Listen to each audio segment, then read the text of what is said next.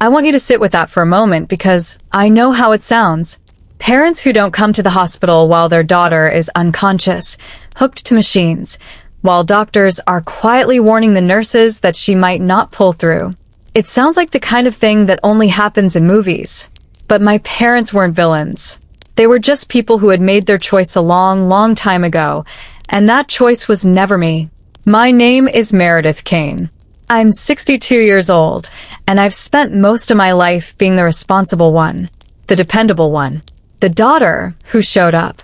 When my father's back gave out, and he couldn't drive himself to physical therapy, I rearranged my work schedule and drove him. When my mother needed someone to sit with her through a biopsy scare, I took the day off without being asked. When the gutters needed cleaning, when the taxes got complicated, when the insurance paperwork piled up on the kitchen table, my phone would ring, and I would go. Not because there was any gratitude waiting on the other end. I went because I loved them, and because somewhere deep in me I still believed that love like that eventually gets returned. My brother Trent is 58. He's always been the one they called the golden child, though nobody in my family would ever use those words out loud.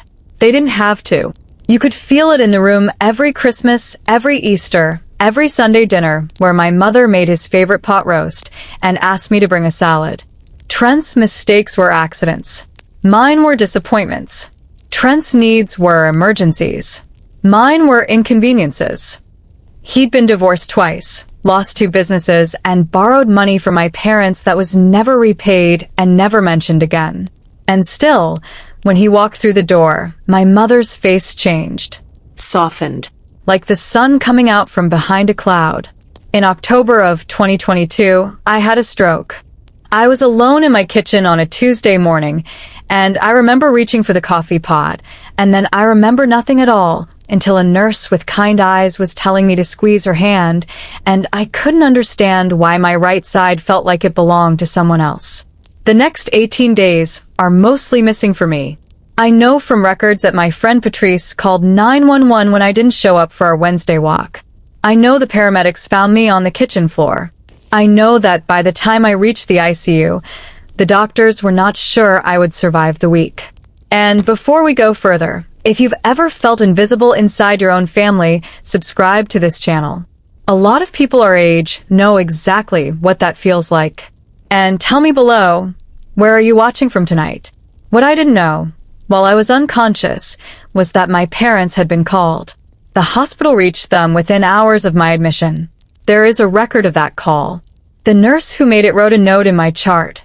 Family notified, no visit. No visit the first day. No visit the second. Not a single visit that entire first week while the neurologist was still uncertain whether the bleed in my brain would cause permanent damage. Not one phone call to the nurse's station. Not a card. Nothing. 18 days. 0. When I finally woke up enough to be aware of my surroundings, the first face I saw was Patrice. She'd been coming every single day, sitting in that stiff ICU chair, bringing the nurses homemade cookies and asking questions on my behalf because nobody else was asking them. She held my hand while I tried to figure out how to form words again. She is a good woman. It was a volunteer at the hospital, an older gentleman named Harold, who pushed the cart with books and crossword puzzles, who let it slip without meaning to. He mentioned, gently, that he hadn't seen my family much. I told him I didn't have children. He nodded and said he meant the older couple who had come by once, briefly, to speak to the doctor. Once. For maybe 20 minutes, not to sit beside me, not to hold my hand, and then they had left. Patrice told me the rest when the doctors moved me to a step-down room. Trent had gotten himself into financial trouble again. A failed investment, debt collectors, something involving a boat he'd bought on credit and couldn't make payments on. My parents had mobilized immediately, driven 4 hours to be with him, helped him sort out the paperwork, probably written a check, spent nights on his pull-out couch, making sure their son felt supported. While I was in a coma, while the ICU monitors beeped beside an empty chair. If that breaks your heart, subscribe right now. Because what I discovered after leaving the hospital was somehow even worse. I came home to my own house in early November, thinner than I'd been in 30 years and walking with a cane I wasn't sure I'd ever put down. My neighbor Dale had been collecting my mail. There were get well cards from people at my church, from coworkers, from women in my book club. There was a casserole in the freezer that Dale's wife had left. There was nothing from my parents, nothing from Trent. I sat at my kitchen table and went through that pile of mail, and I told myself I was not going to cry, and I cried anyway for a long time at the simple mercy of people who barely knew me. It was while going through my financial paperwork that I first noticed something wrong. I have a small piece of property, a parcel of land my grandmother left me specifically, by name in her will.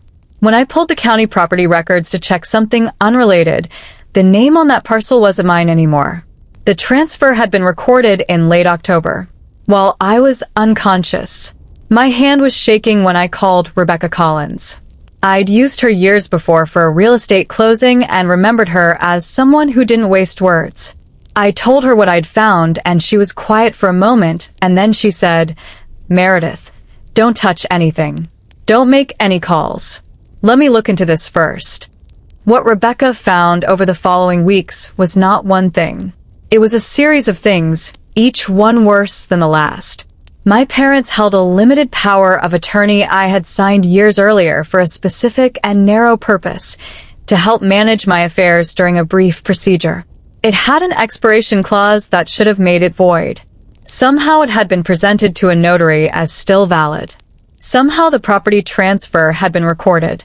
Somehow there was a document I had never signed that listed Trent as a secondary beneficiary on an investment account I'd held for 20 years.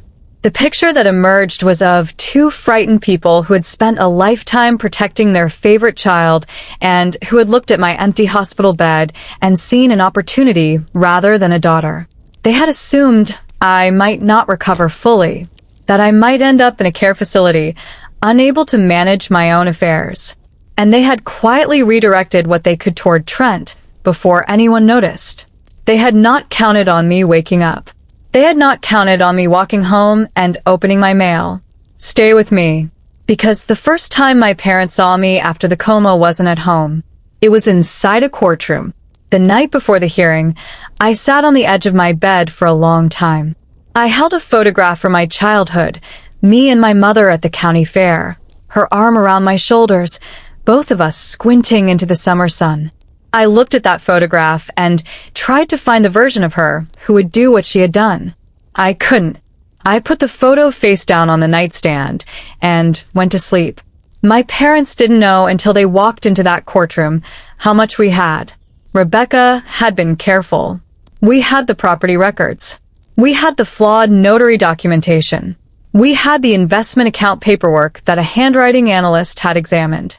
We had a statement from the hospital social worker noting the absence of family contact during my 18-day admission. We had phone records. We had everything. When they came through the door, my father was walking slowly, leaning on my mother's arm. They looked old in a way I hadn't quite registered before. Small. My mother's coat was the navy one with the frayed cuffs she'd never gotten around to replacing. I watched her eyes scan the room and land on me, and I watched the color leave her face. She had expected to see me fragile, uncertain, still finding my words. Instead, she saw me sitting straight beside Rebecca, a legal pad in front of me, my cane hooked over the back of my chair because I didn't need it right then, and I wanted her to see that. If you believe family should never use someone's illness as an opportunity, subscribe. Because too many good people are betrayed when they're at their most vulnerable. And honestly, could you ever forgive something like this? What happened in that room was not dramatic the way movies make these things. There were no explosions of shouting, no tearful confessions. There was Rebecca laying out documents, calmly and precisely, and there was the opposing attorney making arguments that grew visibly weaker as the morning went on. There was my father putting his head down at one point and not raising it for a long time. There was a moment when the judge asked a direct question about the power of attorney, and the answer given was so insufficient that the room went very quiet. By the end, the property transfer was nullified. The investment account was restored. There were findings that would follow my parents in any future legal matters involving my affairs. It was not everything I had lost. You cannot get back 18 days beside an empty hospital bed, but it was the truth, written in official language, with a judge's signature at the bottom. My parents tried afterward in the hallway.